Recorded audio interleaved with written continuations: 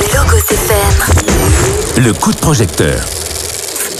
Coup de projecteur sur un événement inédit au parc Vulcania, le festival Full Dome. Le 12 et le 13 septembre, le plus grand planétarium de France proposera 2 soirées exceptionnelles de films immersifs à 360 degrés. Et pour nous en parler ce matin, nous recevons en studio Fabrice Filia, directeur de la diffusion scientifique à Vulcania. Bonjour Fabrice. Bonjour. Alors pour commencer, pouvez-vous nous présenter en quelques mots votre mission au sein du parc Vulcania et ce qu'est ce festival Full Dome et pourquoi c'est un événement inédit pour Vulcania?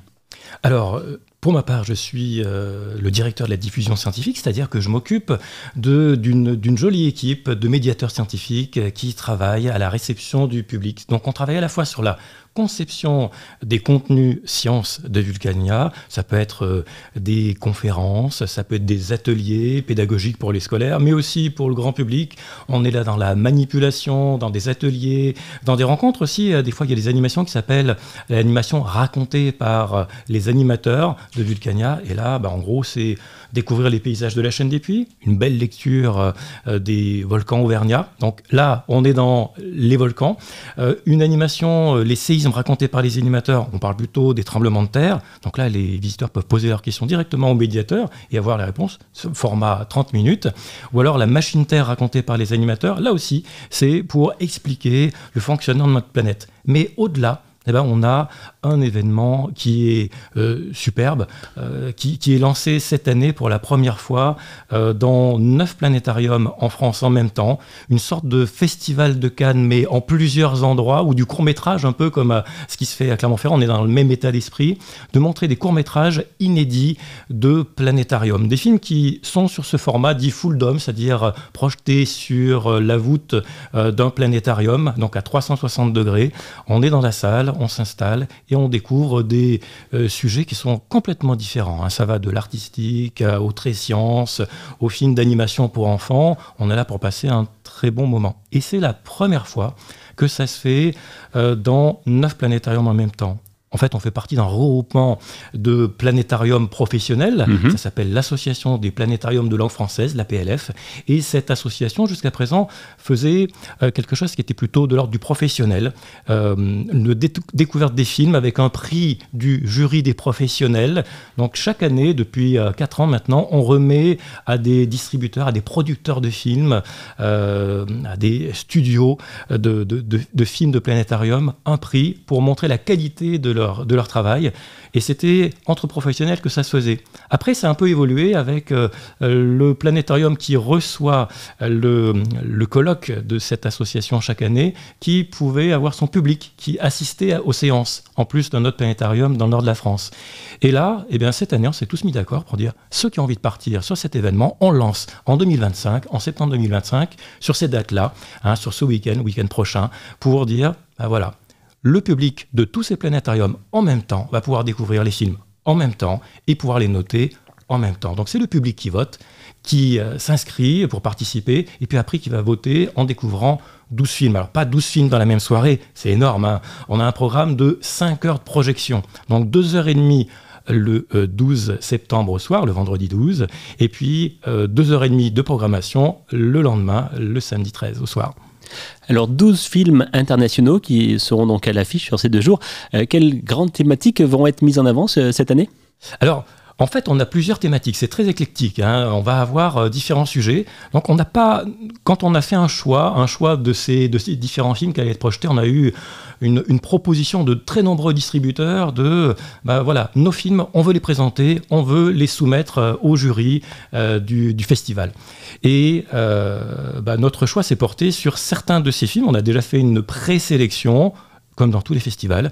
Et maintenant, c'est les meilleurs, selon nous, que l'on présente. Et le public va pouvoir voter. Alors, il y a des films d'animation pour les enfants, mais qui marchent aussi pour les adultes. Il y en a un qui est vraiment sur l'aventure dans le système solaire. Donc on a des petits personnages qui vont aller découvrir le système solaire. Et on voit toute la mécanique céleste. Donc là, c'est un moyen de découvrir, même pour les petits, quelque chose qui est assez compliqué, mais d'une façon très amusante. On va avoir un autre film, autre genre, par exemple, un film sur l'eau. Et là, c'est l'eau dans les autres planètes du système solaire. Et oui, l'eau existe ailleurs que sur Terre. Donc ça, c'est un bien qui est précieux, mais on le découvre d'une façon amusante. Après, il y a des films qui sont très différents, où on va être plutôt dans l'artistique. Voilà, donc là, on est face à des formes qui apparaissent devant nous avec des belles musiques. C'est complètement prenant, planant. Donc c'est autre chose. Voilà, on est plus dans le style de vidéoforme, finalement, que l'on a sur Clermont. Oui, alors au-delà de l'aspect scientifique, certains films relèvent un peu de la création artistique, j'ai envie de dire. Est-ce aussi une manière de montrer que la science et l'art peuvent dialoguer ? Exactement. En fait, il y a un lien qui est direct entre les deux. On montre des choses qui sont très belles, de l'ordre de l'onirique, des fois, hein. Voyager dans l'univers, c'est extraordinaire. C'est une découverte. Quelqu'un comme Hubert Reeves disait qu'on était des poussières d'étoiles. Franchement, on est au milieu de ces étoiles, on en fait partie. Et c'est bien de regarder tout autour de soi et de découvrir autre chose. Ça élève le niveau, élève l'esprit, puis on se dit « Waouh, on est au milieu de tout ça, c'est beau, j'en fais partie ». Mais on peut le représenter de différentes façons. Et donc là, c'est liberté à chacun des producteurs d'apporter son œuvre.